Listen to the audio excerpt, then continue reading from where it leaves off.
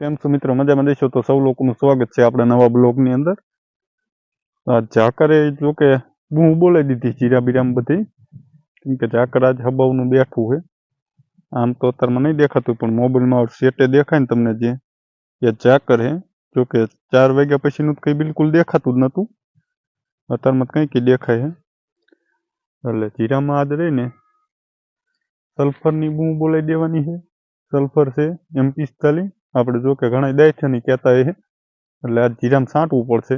એનું કારણ છે કે ઠાર ઝાકર ચાલુ થઈ ગઈ છે ફૂલ હબાવી.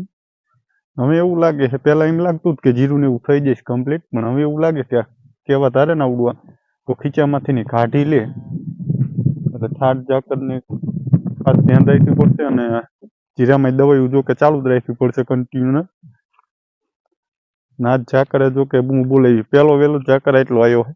નકર પહેલા ઝાકર બાકર કંઈ એટલું બધું આવતું નહોતું. મેઘરો સડતો તો એ પાયાના કારણે થઈને આપણે પાણી પાયું હોય ને એટલે મેઘરો બતાવતું માપે. અને એક આપણે વાલ હમો કર્યો તો એનો ખાડો હજી હમણાં પીળો બુર્યું જ નથી. જોકે અહીં આપણે પીળું છે પાણીનું ટીપડું. જીરું બીરું બધું કમ્પ્લીટ થઈ ગયું છે ને એટલામાં અહીં આ જગ્યાએ હું લોચા પીડા ને એ સમજાતું નથી. જીરું ઉગી ગયું છે કમ્પ્લીટ, પણ વધ્યું જ નથી.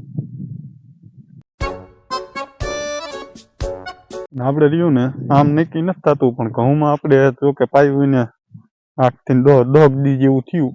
એટલે ઘઉંની અંદર ઠાર ઝાકર કેવો બેઠો ને હું તમને બતાવું.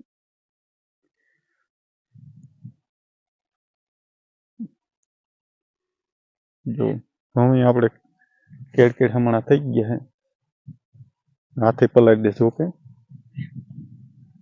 અને થોડુંક આપણે બકાલું કર્યું, લસણ ને એવું વાવ્યું છે. અને આપણે જે પાણીની લેન નાખી હતી એની માથે જ વાવ્યું, એટલે કંઈક જો કે જીસબીએ ખોદ્યું ને ઊંડે કાંકરા બાંકડા નીકળ્યું, એના લીધે થઈને થોડુંક મોરું રહી ગયું છે. લસણ છે અને આગળ થોડીક મેથી વાવી છે.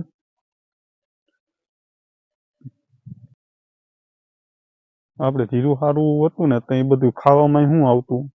કોબીજનું શાક, ફુલાવરનું શાક, રીંગણાનું ભરતું, સેવ ટમેટાનું શાક. અને જીરું બગડશે ને પછી શું આવશે? ખાટી સાઈઝની કઢી. આપણે ઠાર ઝાકર આવી ગયો તો પછી ગયા દવા લેવાની. દવા લઈને આવ્યા અને હવે ટાંકી લઈ અને મંડાવવાનું જીરામાં. દવા જીરામાં છાંટવાની છે. એક તો હે આવડવા આપણે 2 પડીકા M45 અને એક આવડવા છે સલ્ફર ડાયથન, અને એક ટાઈસાયક્લોઝર ને આ છે સ્પીકર. બરોબર, તો કમ્પ્લીટ અત્યારમાં બટા જેટી બોલાવી દે. અને આ છે આપણો જૂનો ટાંકો, પાણીની બહાટી બોલાય. એટલે આજે આખો દી જીરામાં દવાનું ડોટાવાનું છે. આપણે દવા છાંટીએ ને એટલે ઉતરવું પડે છે આવડીએ ટાંકીની અંદર.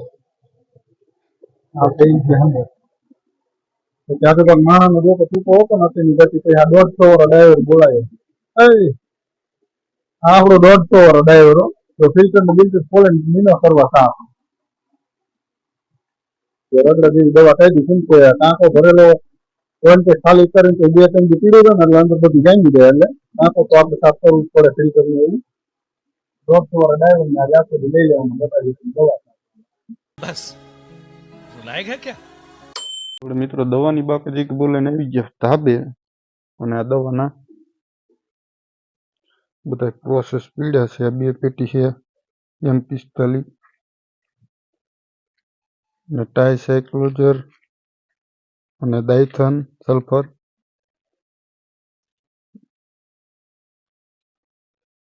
ને આપણો ધાબાનો રૂમ. ફાઇનલી આપણે ધાબેને આવી ગયા હતા 9 વીઘા વાળા જીરાની અંદર આંટો મારવા.